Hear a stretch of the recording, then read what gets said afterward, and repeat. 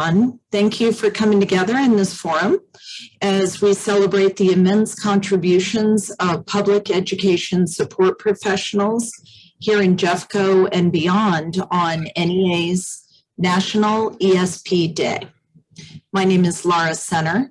I am a library paraprofessional, a proud member of CEA, NEA, and the president of the Jeffco Education Support Professionals Association. Simply put, public education does not happen without someone to bring students to school, to welcome them, monitor them, feed them, tutor them, tend to them when they are sick, fix the buildings they learn in, clean up after them, keep them safe, and then take them home at the end of the day.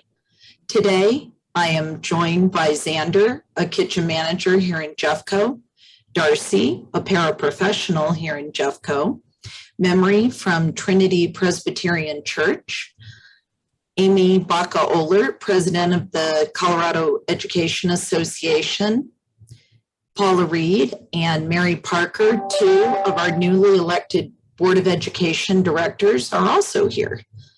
Now I'll turn it over to Memory from Trinity and a partner with Coloradoans for the Common Good.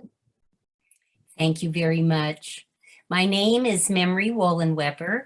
I am a retired Jefferson County teacher, an elder of Trinity Presbyterian Church in Arvada, and a leader with Coloradans for the Common Good.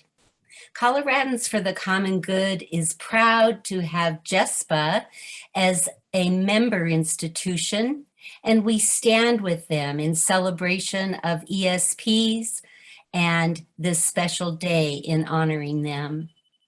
While appreciation and honor is important for our support personnel, it's not enough.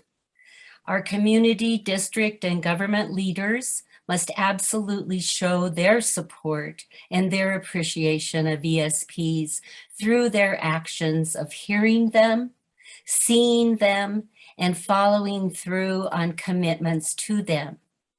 Last month, over 250 people came together in a CCG action to ask Jefferson County School Board candidates to work with us to raise wages for ESPs, to stop outsourcing, to increase healthy food in our schools for our children.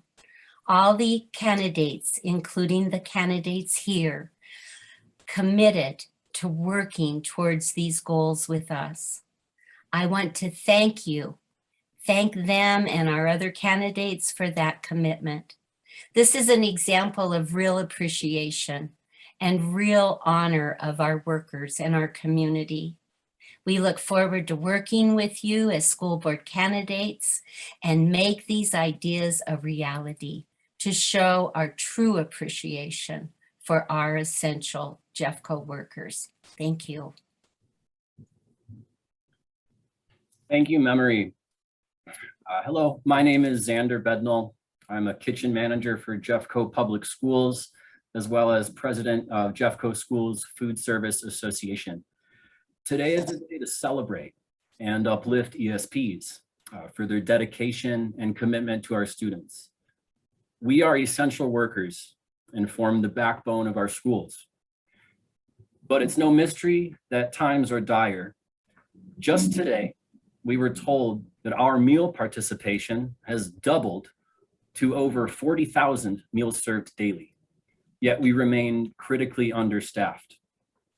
And while we've bargained to increase starting wages in food service from $12.50 an hour to $15 an hour, we are losing as many people as we hire. The sad truth is ESPs can't tread water any longer. We're in over our heads in an attempt to uphold the illusion of a successful reopening of schools.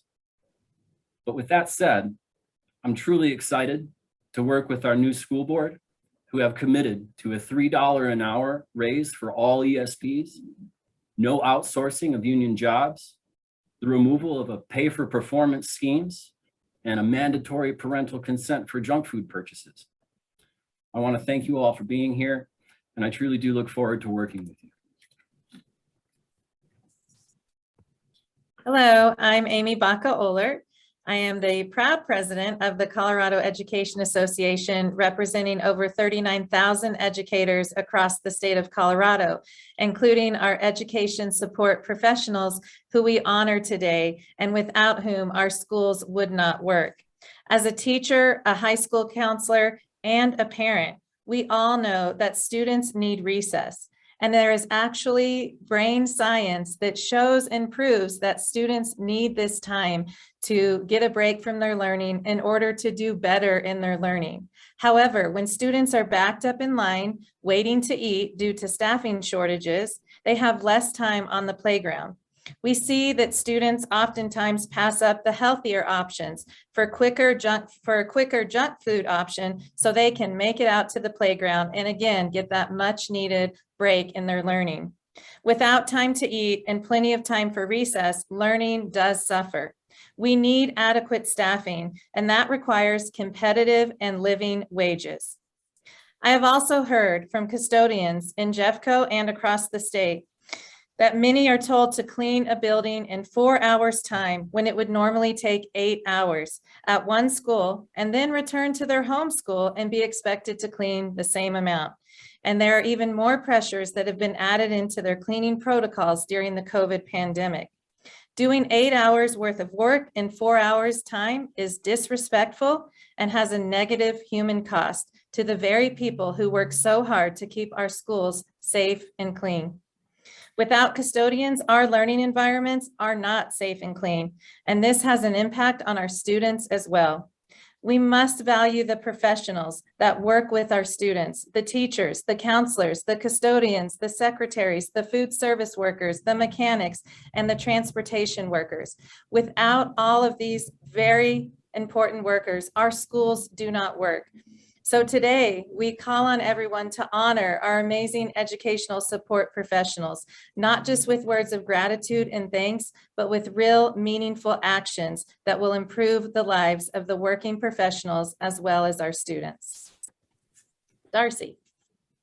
Hi, I'm Darcy Hassler. I'd like to say happy National ESP Day.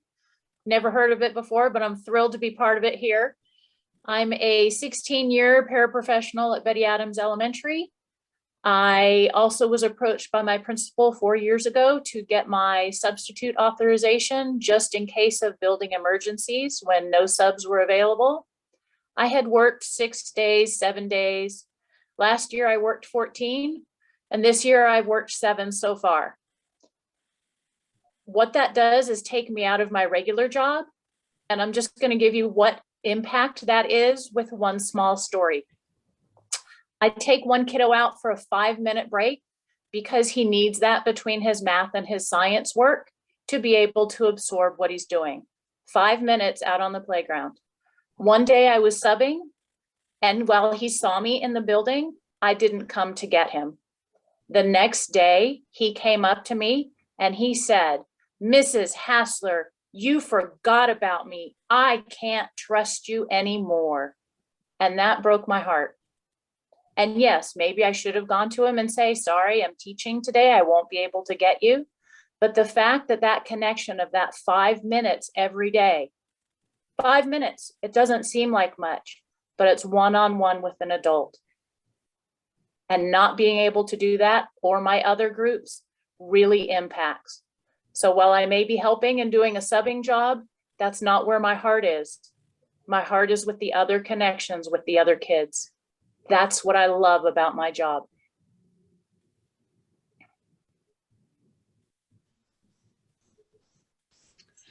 My name is Paula Reed, and I have just recently been elected to the Board of Directors for Jefferson County Schools.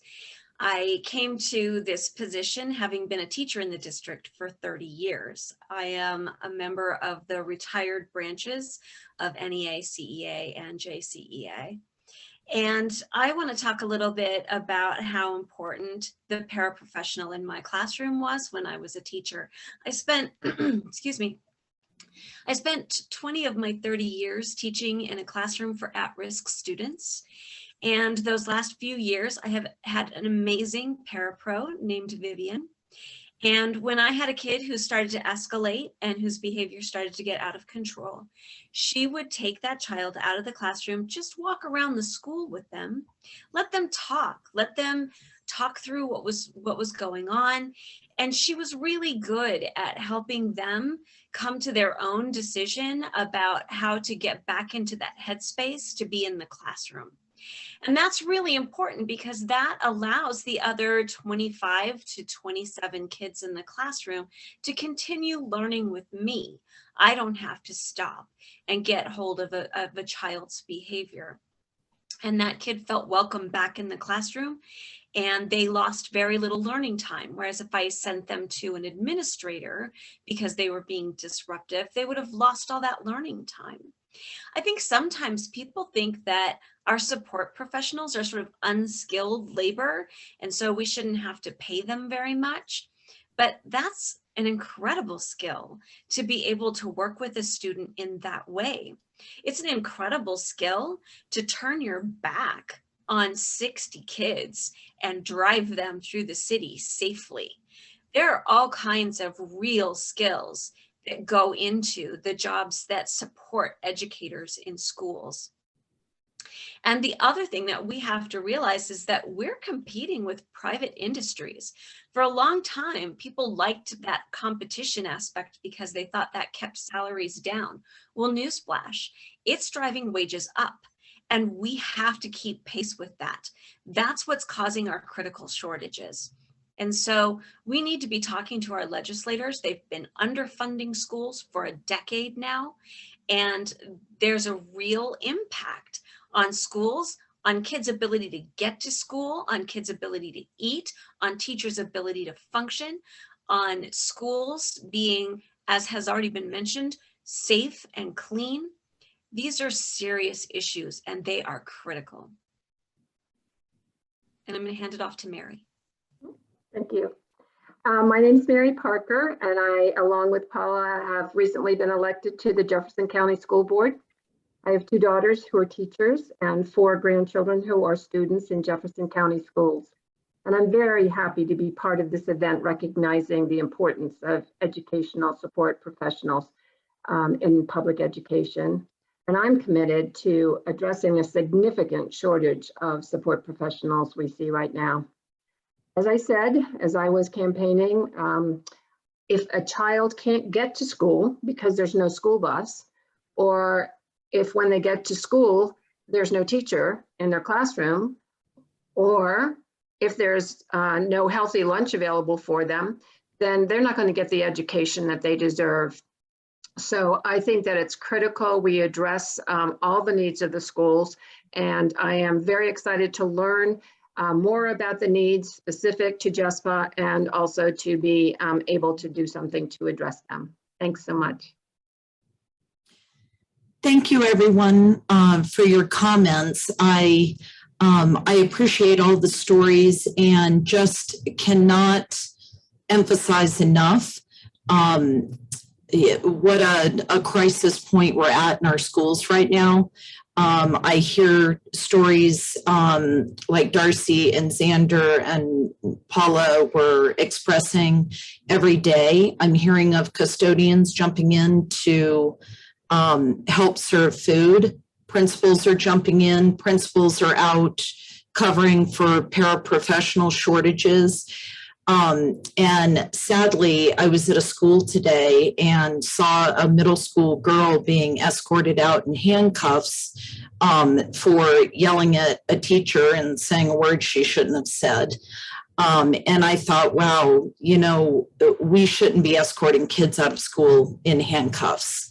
And what would it have meant for a trained paraprofessional to have sat down with that girl and instead ask her what was going on and, you know, what was stressing her out. But I feel like because of the shortages, we're doing things we're not doing the right work by our students.